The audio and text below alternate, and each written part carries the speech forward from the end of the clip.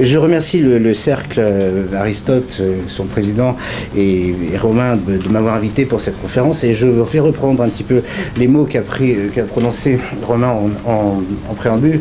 En effet, plus que jamais, le sujet que nous allons étudier ensemble aujourd'hui est d'actualité.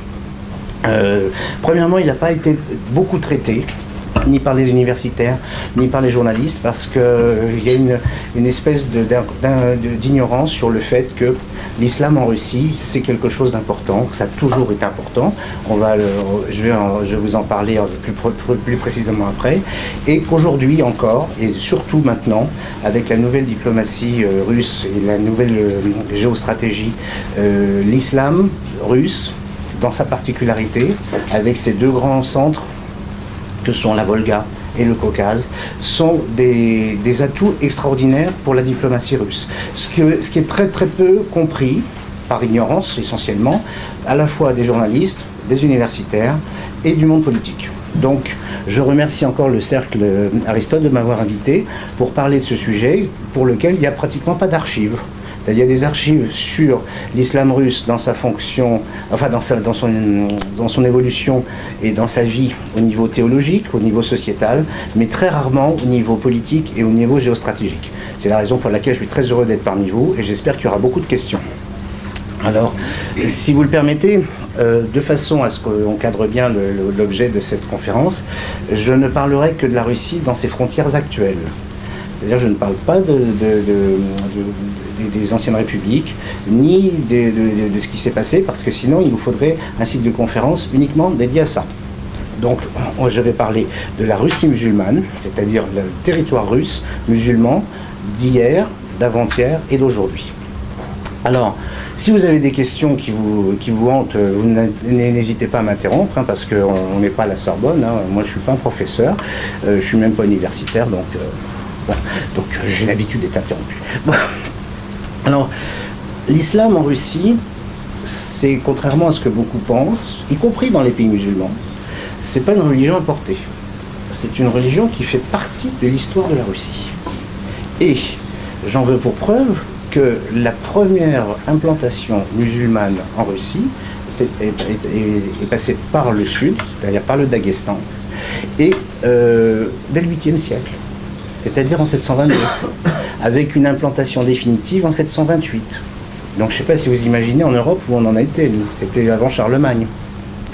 Donc l'islam était présent sur le territoire russe d'aujourd'hui au 8e siècle. La Russie qui était la Russie kievienne, c'est-à-dire qu'on connaissait un peu Novgorod parce que c'était la principauté du Nord, mais la capitale de la Rousse, c'était Kiev. Donc, je vous laisse également faire le parallèle avec la situation d'aujourd'hui par rapport au fait que les Ukrainiens seraient des gens tout à fait étrangers à la culture russe. Bon, ça ferait peut-être aussi l'occasion d'un débat. Donc, la Russie kievienne devient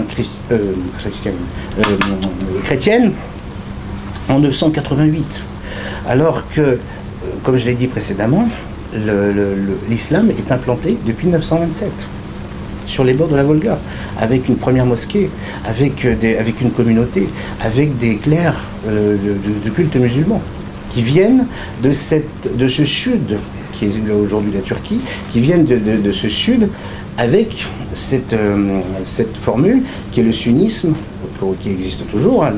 Les Russes musulmans, je dis bien Russes musulmans et non pas musulmans de Russie comme on entend maintenant, ce sont des Russes de confession musulmane et ils sont de rite sunnite. Malgré les tourments de l'histoire, c'est le rite sunnite qui est demeuré. Bon, comme Romain l'a dit, je suis effectivement très lié à la République du Tatarstan et à sa capitale, Kazan, qui a été fondée en 1005. 1005, nous avons fêté dans l'allégresse le millénaire de la ville, puisque le Kremlin de Kazan, j'ai apporté quelques documents avec des photos, si vous voulez les voir tout à l'heure à la fin de la conférence, je serai ravi de vous les décrire. 1005, c'est la fondation de la ville de Kazan, qui... avec un Kremlin Kremlin, c'est une forteresse, hein, donc avec une enceinte fortifiée et qui est maintenant protégée par l'UNESCO. Et 1005, c'est avant la fondation de Moscou. C'est-à-dire que Moscou est mentionné dans les archives à partir de 1147. Il y a déjà une capitale importante au bord de la Volga qui s'appelle Kazagne. Donc on n'est pas dans le principe de la religion importée avec des immigrants ou avec des peuples déplacés. Bon, ça viendra après. Mais bon. Donc, au XIIIe siècle, à cette époque-là, la partie musulmane est plutôt dans l'Est, donc dans tout le bord de la Volga, et n'a pratiquement pas de lien ni économique ni politique avec l'Ouest, c'est-à-dire la Russie kiévienne, qui traite avec Byzance, l'autre partie traite avec la Chine. C'est la route de la soie, c'est le commerce des fourrures entre la mer Baltique et puis le Moyen-Orient, l'Asie centrale. Il n'y a pas beaucoup de contacts. Tout le monde s'arrange, tout le monde se supporte, il n'y a pas de guerre extraordinaire. Bon, 1237, là ça tourne mal, les Mongols arrivent, ils détruisent Moscou, ils détruisent les villes russes, Novgorod est sauvé par miracle à cause de la neige, la Horde d'Or, c'est-à-dire les Mongols, s'installent pour 3 siècles. Ils ne sont pas musulmans à la base. Sont musulmans à cette époque-là, l'empire khazar détruit par les Mongols, qui est une excroissance de l'empire perse et non pas turc. C'est là aussi les subtilités, c'est que nous avons sur le territoire du sud de la Russie actuelle, c'est-à-dire le Kouban, Rostov, toute cette région-là, la mer d'Azov, un empire dont les princes et la noblesse passent successivement de culture païenne à juive. L'empire khazar a été le premier État juif du monde. Ensuite, ils sont passés musulmans, ils sont repassés juifs, puis après ils sont revenus musulmans. C'est-à-dire que c'est au gré du commerce et au gré des puissances des uns et des autres. Bon, les Mongols le disent, bon, c'est ça où on vous coupe la tête. Donc, en général, les gens étaient très convaincus et ils sont redevenus musulmans. Bon, l'islam à cette époque-là est déjà installé, mais il n'est pas conquérant. C'est pas un islam comme celui qui est passé par l'Espagne au 8e siècle jusqu'en France. C'est-à-dire que c'est pas un islam avec conversion forcée, etc., etc. Avec les Mongols, c'est pas facile. Bon, il y a des massacres épouvantables, des villes entières qui sont réduites en cendres, etc., etc. Mais c'est pas au nom de l'islam, ce sont des Mongols.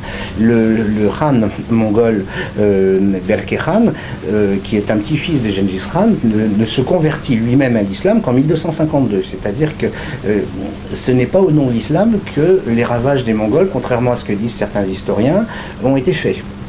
C'est-à-dire que la Horde d'Or s'installe dans la capitale de Sarai, et elle installe une autorité mongole, c'est-à-dire on ne construit pas de bâtiments, c'est toujours une civilisation nomade, et les Mongols laissent tranquille tout le monde pourvu qu'ils payent le tribut. Et à cette époque-là, les princes russes, notamment, qui sont tous très divisés, c'est d'ailleurs la raison de leur gros échec, viennent régler leurs problèmes à Sarai, c'est-à-dire la capitale de la Horde d'Or. Et la Horde d'Or, dans l'histoire russe, n'est pas, comme on le dit ici, une période de sauvagerie, de barbarie, tout ça. C'est-à-dire que chez les historiens étrangers, et certains historiens russes qui traitent de l'histoire russe, il y a un peu cette espèce de magistère, un peu comme ici avec Michelet, c'est-à-dire que le Moyen-Âge, c'est l'obscurantisme le plus absolu. Donc là, les Mongols, on dit le joug mongol, alors que le joug mongol, pas tant que ça. Et puis en plus, ils ont laissé, ne serait-ce que dans la langue russe, des mots qui nous sont devenus communs, comme oukaz, ça veut dire décret, orkhana, ça veut dire sécurité, et qui sont des mots à la base mongols. Les Mongols sont venus bien des steppes depuis la Mongolie, depuis la Chine. Ils sont arrivés jusqu'au bord de la Volga. Il y en a qui ont continué, c'est devenu les Bulgares, d'autres qui ont tourné à gauche, qui sont devenus les Turcs. Et puis il y a cette population principale qui sont les musulmans de la Volga, en particulier les Tatars. Et la raison pour laquelle on dit les Tatars mongols. La Horde d'Or est très puissante, mais c'est pas un État très constitué. C'est un État qui est constitué par des nomades et par des guerriers. Dans l'histoire, on parle toujours des cavaliers tatars qui tiraient à l'arc avec leur cheval au galop, etc., qui étaient redoutables, ça c'est sûr, hein, il y a quelques souvenirs. Mais ce n'est pas un État constitué avec une administration centralisée, etc., etc.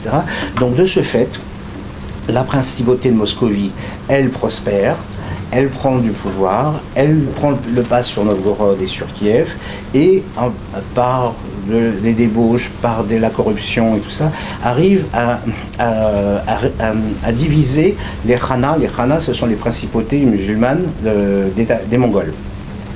Et de fait, la Horde d'Or s'appauvrit, et en 1552, Kazan est prise par Ivan le Terrible. Raconté comme ça, mais il est arrivé que quand la ville était prise. Et donc ça, c'est la fin de la Horde d'Or. Le Khanat de Kazan, c'était le joyau de la Horde d'Or, de ce qu'il en restait. Et après suivent le Khanat d'Astrakhan et le Khanat de Sibir. Le Sibir, c'est la région de l'Oural actuel. Donc là, c'est toute cette région-là, ces régions-là qui étaient sous une administration d'une principauté mongole, musulmane mongole, passent sous le contrôle du tsar de Moscou. Mais Ivan, comme ses successeurs, ne pratiquent pas l'élimination absolue de la civilisation qu'ils ont conquise. C'est-à-dire que j'appelle ça, moi, une attitude alexandrine. Je veux dire par là, c'est que en capturant ces zones, bon, il y a quelques têtes qui tombent, ça arrive toujours, hein, même aux élections françaises, ça arrive. Mais on ne détruit pas la société, on ne détruit pas les bâtiments, on ne détruit pas l'ensemble. Et les nobles des régions conquises, notamment des khanats qui sont très évolués, ce sont des villes avec des territoires où il y a des commerçants, où il y a des banques, où il y a des bâtiments. C'est pas la steppe, hein, ce sont des grandes villes, ce sont des points de civilisation importants, avec des érudits, des écrivains, des poètes, tout ça. Ces gens-là sont intégrés dans la société russe. C'est-à-dire que même Ivan le Terrible, qui a une très mauvaise réputation, au lieu de massacrer tout le monde, bon, le Khan Youssouf, malheureusement, il subit le sort de sa fonction, mais sa famille est intégrée à la cour impériale. Donc même à l'époque la plus... assez tumultueuse du tsar Ivan le Terrible, Ivan IV, tout le monde n'est pas massacré pour rien. Hein, et surtout pas pour des questions de religion. C'est important parce que nous, à notre époque, en Europe, c'est pas mal quand même. Hein. Il y a quand même l'édit de Nantes, c'est bien plus tard. Hein. Alors donc, l'islam russe vit tranquillement. Il n'y a pas de guerre de religion. Bon, il y a quelques métropolies, parce qu'évidemment, après la prise de Kazan, il y a aussitôt l'établissement d'un évêché, un métropolite qui est installé, construction de la cathédrale de l'Assomption, etc., pour bien marquer la présence russe et tout ça, comme dans toute forme de prise de contrôle d'un territoire. Mais c'est pas pour autant que les autres sont éliminés. Donc l'islam de la Volga, puisque là je parle de cette zone-là, hein, je parle pas du Caucase pour l'instant. À cette époque-là, le Caucase est toujours sous domination ottomane ou perse. Hein. Et donc l'islam de la Volga évolue, les cavaliers tatars qui avaient été très turbulents se sont assagis, se sont sédentarisés, ils sont devenus des commerçants très, très puissants, des agriculteurs très puissants aussi, et ça marche comme ça jusqu'à la moitié du XVIIIe siècle, où là, du fait de cette tolérance, il existe une petite bourgeoisie musulmane qui prétend avoir les mêmes droits que les Russes. Parce qu'il y a une administration qui est russe, orthodoxe, blanche, Et les autres, ils n'ont pas accès les minorités, que ce soit les Tatars ou d'autres, ils n'ont pas accès aux fonctions de rentrer dans l'armée, aux fonctions d'administration, même locale. Donc là, il y a des tensions, il y a quelques morts. En Russie, en général, ça se passe comme ça. Et puis la dernière prise sur les zones musulmanes, c'est la prise du canal de Crimée en 1783. Donc c'est Catherine la Grande qui est l'impératrice.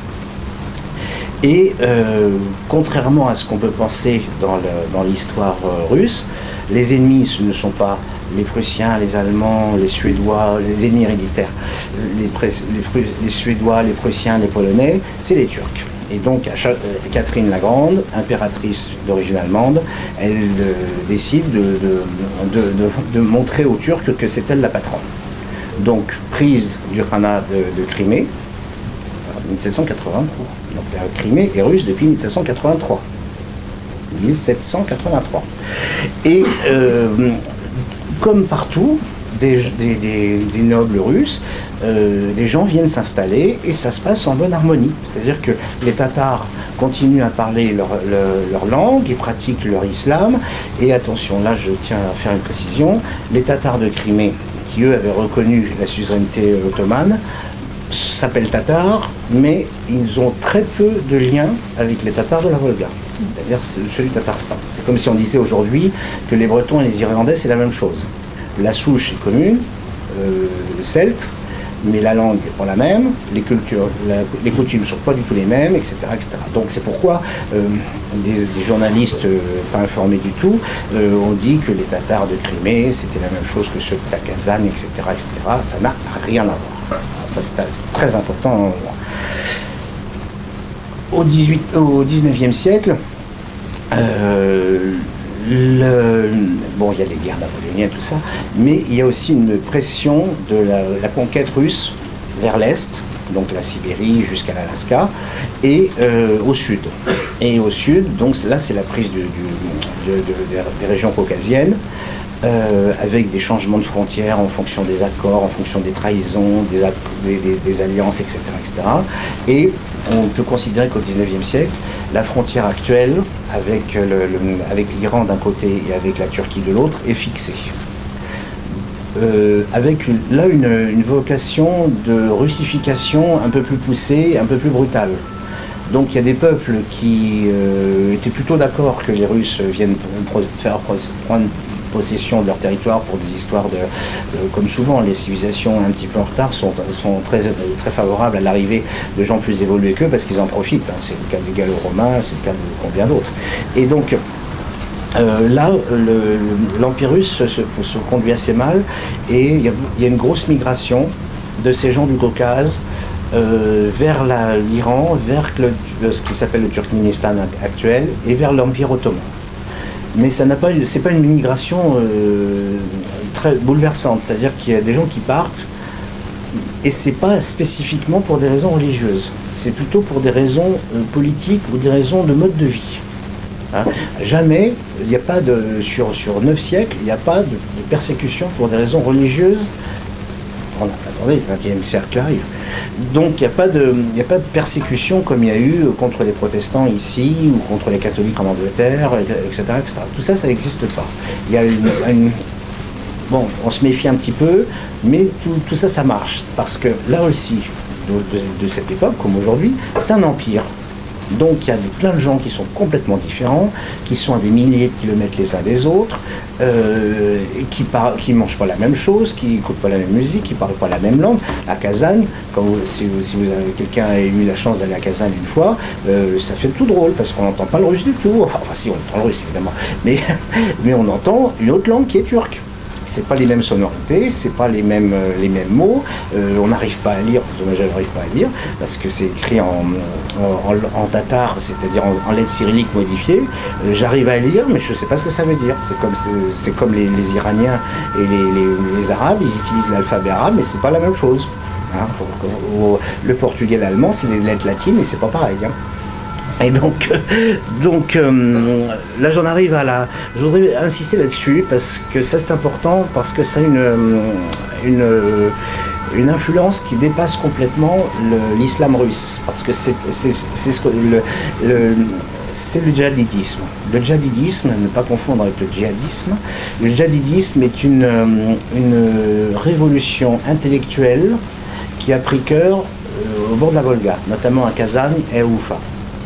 Il s'agit de la part d'une population qui s'est embourgeoisée, qui est éduquée, qui a l'habitude d'avoir un certain niveau de vie, de transformer l'islam quotidien de façon à ce qu'il soit parfaitement intégré avec la vie séculaire. Et donc, son auteur a été surnommé Luther en 1901, parce que tellement c'était quelque chose de révolutionnaire. La base du djihadisme, c'est typiquement russe, hein. Ça vient de la Volga. C'est une forme d'islam à la fois social, séculaire, mais en même temps rigoureux des transmissions, soucieux de la transmission et de la tradition, mais évolutif. Et on dit, certains sociologues et historiens le disent, que Mustafa Kemal lui-même aurait été influencé par cette pensée pour pouvoir construire son projet de nouvelle Turquie. Et on dit aussi, ça j'en ai parlé avec un historien du XXe siècle, que le parti Baas, qui a été créé en entre-deux-guerres, qui a été à la base des gouvernements de l'Irak, de la Syrie, de l'Égypte, aurait été influencé à l'origine dans sa vision d'un islam très décontracté, accessible à tous, pas fondé sur des interdits ou des obligations. Et donc ça, c'est quelque chose que je voulais souligner. Si vous voulez, on pourra en parler tout à l'heure au moment des questions. Arrive la révolution de 1917. Alors là, gros problème, parce que les révolutionnaires disent que l'empire tsariste, c'est la prison des peuples, etc. Ils font des promesses extraordinaires à tous les peuples musulmans, à tout le monde, enfin, je ne sais pas s'ils ne font pas des promesses aux ours et aux phoques, mais ils font des promesses à tout le monde, que ça va être génial, etc. etc. Donc, les Russes musulmans sont partagés entre à la fois la tradition qui était plutôt acceptable, même s'ils n'avaient pas accès au poste de direction, par exemple dans l'armée, il n'y avait pas d'officiers musulmans. Donc les soviets leur promettent ça, il y en a qui gobent, évidemment qui gobent, pas les Tatars. Les Tatars, qui sont beaucoup plus évolués, étudient, ils savent lire l'allemand, ils lisent Marx, etc., etc. Ils se méfient un peu, d'autant de qui ça vient. Donc, gros problème, pendant la Révolution, il y a des musulmans qui sont du côté blanc et d'autres qui sont du côté rouge. Ça laisse des traces. Surtout que, par exemple, les Ossètes sont du côté des blancs, c'est l'Ossétie, on en a parlé à cause de l'Ossétie du Sud, et ils sont du côté des blancs, et les Tchétchènes, leurs voisins, sont du côté des rouges. Donc je vous laisse imaginer la cohabitation sur des territoires qui sont éloignés de 200 km l'un d'autre. Donc, et qui sont grands comme un département français en général. Voilà, la Tchétchénie-Ingouchie. Alors là-dessus, bien sûr, comme vous le savez, les soviets prennent le pouvoir. Évidemment, tout ce qui avait été promis, comme on dit encore aujourd'hui, les promesses n'engagent que ceux qui les écoutent et qui les croient. Donc, Staline est commissaire aux nationalités, et alors il fait un travail remarquable dont on a encore les effets aujourd'hui. Il découpe à sa manière des territoires, il fait des frontières complètement bidons. Il intègre l'Ossétie du Sud à la Géorgie de façon à ce qu'ils soient en bagarre avec leurs voisins, leurs cousins, leurs parents, qui sont au nord, qui sont la République de Russie. Donc il découpe tout ça de façon à ce que tout le monde se tape dessus, tout le monde se méfie de tout le monde dénonce tout le monde, enfin c'est l'horreur. Bon. Une des choses qui a caractérisé le régime des soviets vis-à-vis de la religion, c'est la persécution, destruction des édifices et la persécution des clercs. À l'époque soviétique, au tout début, on détruit plus de 25 000 mosquées.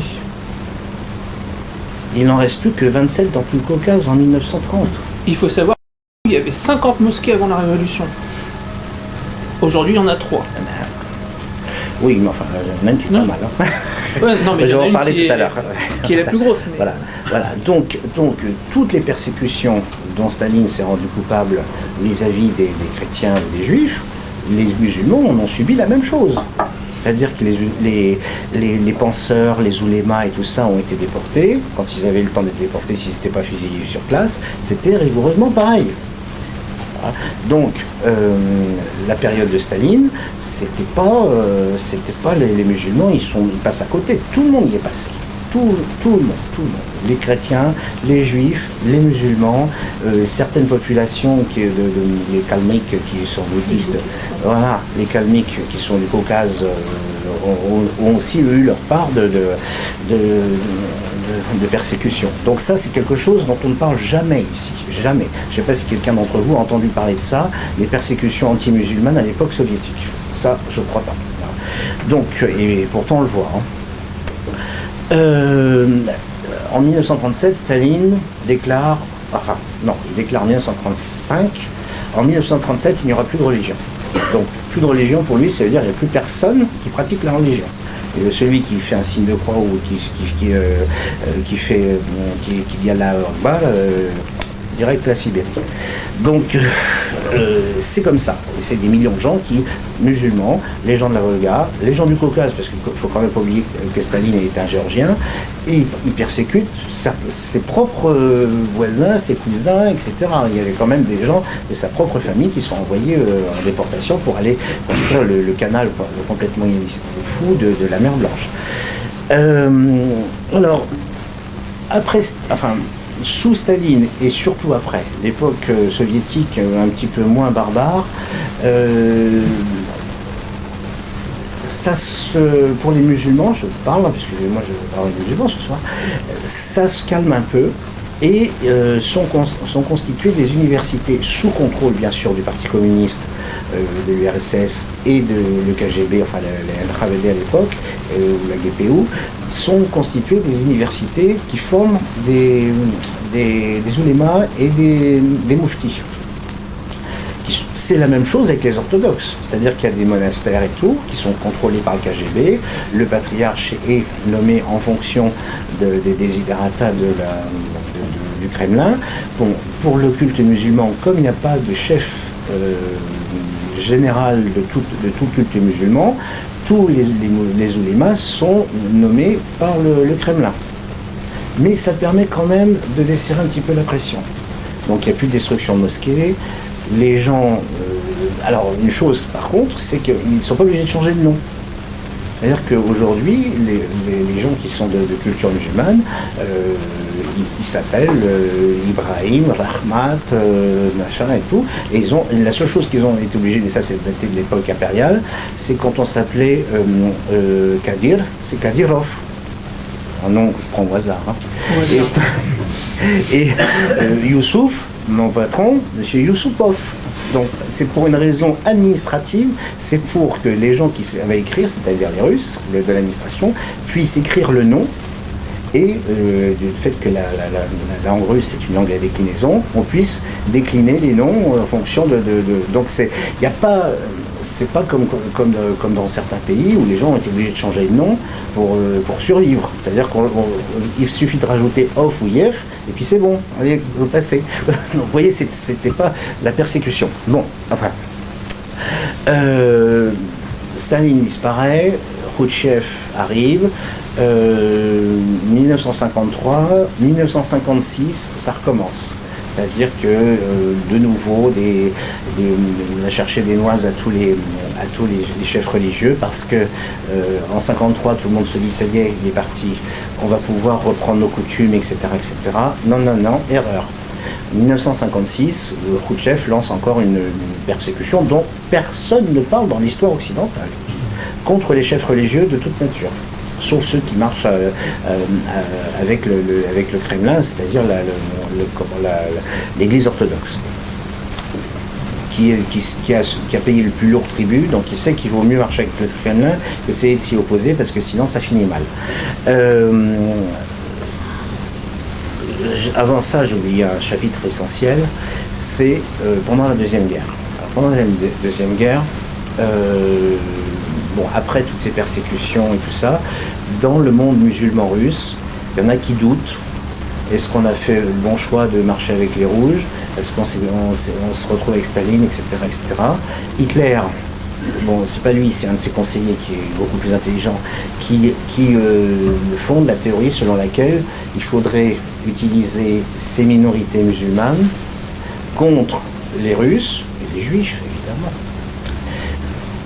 pour ceux qui restaient encore en RSS. Et donc, il y a des tractations qui sont très malsaines, c'est-à-dire que lors de la déroute, beaucoup, parce que dans l'armée russe, tout le monde vient, les gens qui sont les bourriates et tout ça, tout le monde se retrouve sur le front. Staline, il ne dit pas, les autres, vous continuez votre vie, c'est tout le monde sur le front, surtout à partir de 1942. Et les prisonniers qui sont faits par l'armée allemande sont sélectionnés, sont mis à part en fonction de leurs ethnies, et surtout quand ils sont musulmans. Alors ça, c'est un chapitre sur lequel je suis en train de travailler, parce que j'ai vu un film russe qui relate ça, c'est-à-dire que les nazis avaient essayé de retourner des prisonniers issus des ethnies tchétchènes, tatars, etc., plus les ethnies kazakhs, ouzbeks et compagnie, pour les intégrer en leur disant, voyez, comme ça vous allez vous venger de Staline, etc., etc. Alors ça a marché un peu. Et puis, finalement, ils n'ont pas réussi à faire comme ils avaient fait en Ukraine ou en Lettonie, où là, ils ont collaboré comme il faut, y compris à faire le travail le plus infâme. Et ça n'a pas marché longtemps, puisqu'il y a même eu des gens qui des anciens prisonniers de l'armée allemande qui étaient passés dans ces structures auxiliaires de l'armée allemande, qui se sont retournés, qui ont rejoint les partisans et la résistance. Donc c'est un échec total.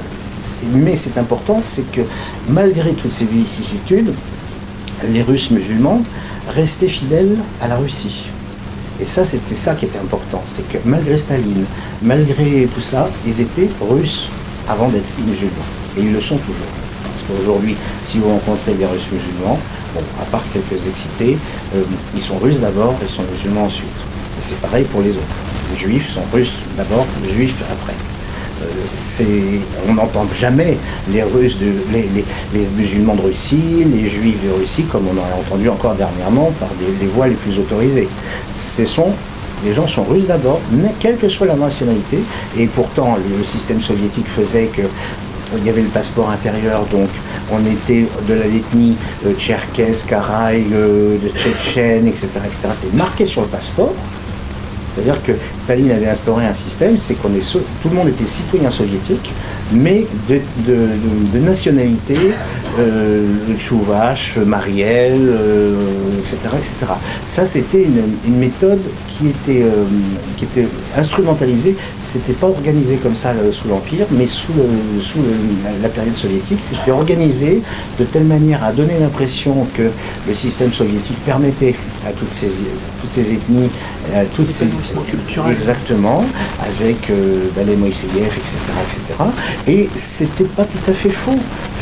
J'en veux pour preuve, par exemple, Rudolf Nureyev, s'il n'y avait pas eu le système soviétique, est-ce qu'il aurait été le plus grand danseur de tous les temps? Donc c'était pas tout à fait faux, et ça marchait, il y avait des exemples, etc., etc. Donc ça a tenu. Bon.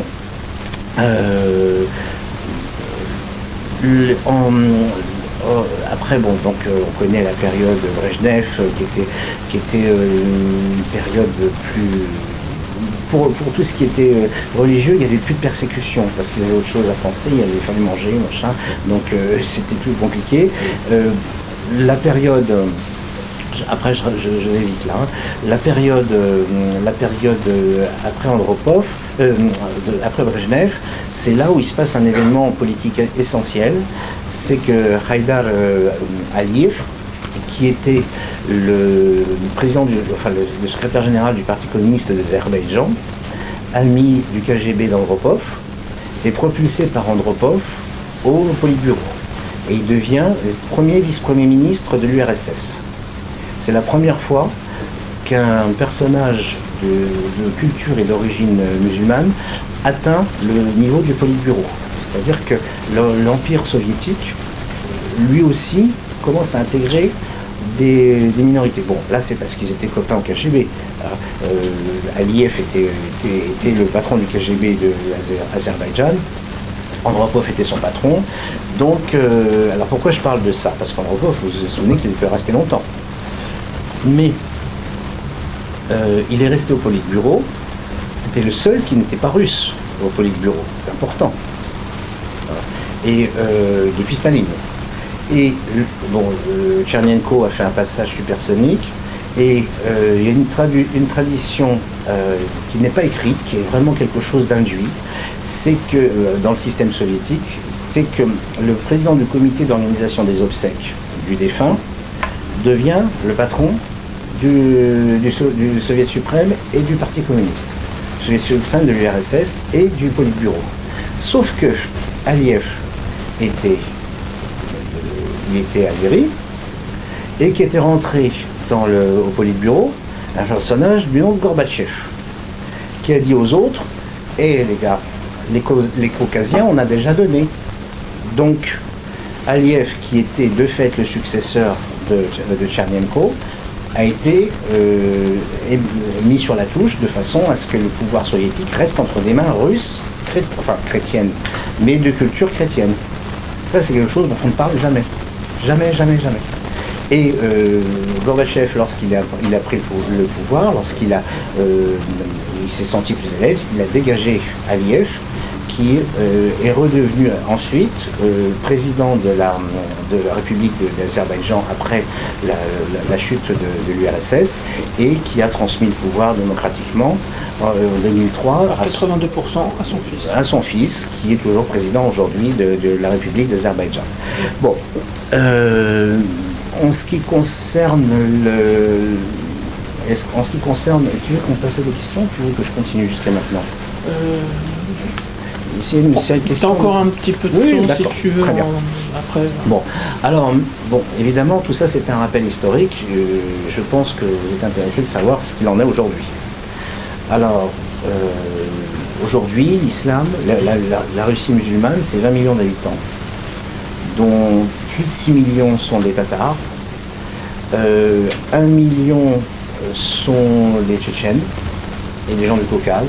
Ils n'ont pas du tout le même état d'esprit, c'est-à-dire qu'ils sont les Tatars de la Volga, donc du Tatarstan, du Bashkortostan et de la diaspora, sont des gens qui sont parfaitement intégrés au système russe, c'est-à-dire qu'ils sont dans les affaires, ils sont même dans de très bonnes affaires, ils sont intégrés dans le système et n'ont pas du tout envie que ça change.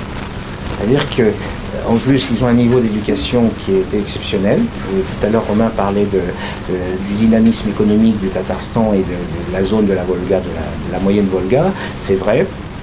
Mais c'est aussi au niveau du mode de vie, du niveau de vie. Kazan, c'est une ville extrêmement moderne. De l'ordre aussi. Oui, bien sûr. Parce que les fonctionnaires, ils sont moins corrompus qu'ailleurs. Ils sont payés d'abord. Un, ils sont payés en temps en heure. Deux, ils sont moins corrompus qu'ailleurs. Oui, mais bien sûr. Et trois, bien sûr. On le voit tout de suite. Hein. Et donc là, dans le cadre de l'attractivité économique, il y a des entreprises étrangères, pas encore françaises parce qu'ils n'ont pas encore compris, mais des entreprises étrangères qui déménagent leur siège Russie de Moscou à Kazagne, pour les histoires de corruption, pour des histoires de loyers, et ils sont sûrs de trouver du personnel éduqué, de niveau, tout ça. Parce que Kazagne est une ville très moderne, qui a, dès l'époque impériale, été une grande capitale universitaire. Lénine a lui-même étudié à Kazagne. Donc l'empire tsariste, Romanov, c'était pas nous ou le désert. C'est que les régions, quand c'était possible, ont profité. Et parmi les plus grandes familles, évidemment, vous avez tous entendu parler de la famille de Soupov, le prince Félix, par sa femme, était le cousin du tsar. C'était la famille la plus riche de l'Empire. qui était beaucoup plus riche que le tsar. Ils avaient 4 palais à Saint-Pétersbourg, et puis au total, dans toute la Russie, ils avaient 16 palais, plus des mines, enfin c'était quelque chose d'incommensurable. Les moussacs à côté, c'était moins que rien. Et donc tout ça, ça marchait ensemble. C'est pourquoi les gens de la Volga, comme commerçants, éduqués, grosse bourgeoisie même aujourd'hui, ils n'ont rien à voir avec les gens du Caucase, qui sont des peuples plutôt de montagne, agricoles, toujours en bagarre avec leurs voisins. Parce que le Caucase, il ne faut pas s'imaginer, quand il y a eu l'épouvantable tuerie à Beslan, au mois de septembre 2005, c'était en Ingouchie. Les Ingouches et les Tchétchènes, c'est les peuples cousins. Ils parlent la même langue, ils mangent la même chose, ils écoutent la même musique, ils pratiquent le même islam, mais ils ne peuvent pas se voir. C'est pour ça que Staline les avait mis ensemble. Hein, c'est la République tchétchéno-ingouchie. Donc évidemment, après 91, tout ce monde-là disait je veux pas le pouvoir celui-là, etc., etc. C'est pire que dans un village du Moyen-Âge en France. Hein. Donc cet islam d'aujourd'hui en Russie, il y a 2 pôles. Il y a le pôle Volga, donc où on construit des mosquées, c'est plutôt cool. Vous voyez, en 2004 a été restitué à l'initiative du patriarche de Rome, Jean-Paul II, l'icône de Kazan, Notre-Dame de Kazan, qui est une icône qui est extraordinairement vénérée et qui avait été volée par les communistes, revendue, etc. Le Vatican l'avait rachetée dans une salle des ventes et le patriarche de Rome l'avait offerte au patriarche Alexei pour qu'elle soit restituée à Kazan. Qu'est-ce qui s'est passé lorsque l'icône est arrivée dans la ville de Kazan? C'est tout le pays qui était là pour recevoir pour le retour de son patrimoine. Le rabbin, le grand moufti, le métropolite, toute la population était là. Bon, c'était en plus une occasion pour faire la fête, parce que ce sont des gens qui aiment beaucoup s'amuser. On mange beaucoup, on boit de l'eau. De l'eau, oui.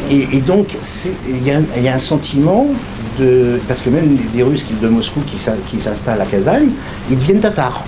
Alors qu'ils n'ont rien du tout de la culture, ils ne parlent pas le tatar, machin chouette, mais ils disent on est du Tatarstan. C'est-à-dire qu'il y a une certaine fierté, parce qu'en 91, lors de l'explosion de l'URSS, comme dans beaucoup de régions, ce sont les anciens responsables du Parti communiste local qui ont gardé le pouvoir. Et en l'occurrence, au Tatarstan, c'était le président Chaïmiyev, qui surnommé Babaï. Babaï, le papy, enfin voilà. Et donc quand il a vu les oligarques, tous ces requins qui venaient pour dépouiller le pays, il a dit hop, ici c'est chez moi, vous allez faire ce que vous voulez ailleurs, mais ici c'est le Tatarstan. Donc c'est pourquoi les sociétés s'appellent Tatneft pour le pétrole, Tatenergo pour l'électricité, Tatmirprom pour la production de produits, de jus de fruits, tout ça. De jus de fruits, oui. Même s'il y a un jus de fruits qui est un peu de cette couleur-là. Voilà, mais de très bonne d'ailleurs. Et donc c'est-à-dire que c'est pas fondé sur la religion, c'est fondé sur une appartenance, c'est le jadidisme, c'est-à-dire c'est fondé sur la religion, c'est chacun la sienne, il y a les orthodoxes, il y a les juifs, il y a puis les athées aussi, mais on est une communauté. Une communauté. Alors ça c'est la partie Volga. La partie caucasienne c'est beaucoup plus folklorique. Parce que déjà, eux, ils se considèrent, contrairement à ce que j'ai bien entendu, ils se considèrent comme ayant été annexés. Donc ils ne se considèrent pas comme, enfin certains, les Tchétchènes, les autres, les Ossètes, les Ingouches, ils sont russes. Mais les Tchétchènes, parce qu'ils ont été, à partir de 91, énervés, excités avec de l'argent qui venait de Turquie, et d'ailleurs peut-être, enfin c'était des billets verts qui venaient de Turquie, et donc il y a eu cette tentative de faire une espèce de république commune du Caucase. C'est-à-dire qu'en vérité, tout le monde se serait retrouvé sous l'influence tchétchène, et donc évidemment personne ne voulait entendre parler de ça, puisqu'ils avaient eu, même à l'époque soviétique, l'opportunité d'avoir une certaine autonomie. Bon, le cas du Tatarstan, pourquoi j'en parle, vous savez pourquoi, c'est qu'en 1991, le président Chaïmiyev, conscient de l'élaborement complet de l'URSS et de ce qui pouvait se produire, a dit à Yeltsin, voilà, je voudrais avoir un peu plus d'autonomie, mais autonomie culturelle, c'est pas du tout de l'indépendance. Hein. Pas question de ça, c'était autonomie, de savoir que la langue tatar soit officielle, qu'on puisse intégrer il y a une constitution, etc., etc. Et Yeltsin a répondu, prenez toute l'autonomie que vous êtes capable d'assumer. Et donc c'est la raison pour laquelle cette région-là a un accord, c'est un contrat, un traité, voilà, un traité avec la fédération pour le partage des ressources pétrolières, alors évidemment, il y a des entreprises fédérales, l'armée, tout ça, toutes les fonctions régaliennes sont bien entendu entre les mains de la fédération, des autorités fédérales, mais il y a une forme d'autonomie qui est tout à fait visible quand on va là-bas, c'est-à-dire que, en ce qui concerne le cadastre et choses comme ça, les documents peuvent être écrits dans les deux langues. C'est-à-dire qu'il y a cette autonomie pour tout ce qui est culturel.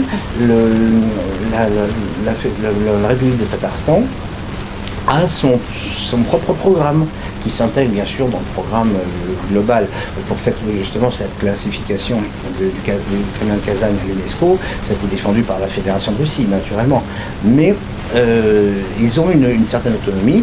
La preuve, je suis là, c'est que au niveau de la représentation à l'étranger, le Tatarstan a son propre bureau qui ne dépend pas de la représentation fédérale. C'est-à-dire que mon patron ne dépend pas de Moscou, mais de Kazan. C'est le seul cas. C'est comme si on avait une représentation du Languedoc ou de la Bretagne en Russie. Voilà, c'est avec une administration, etc.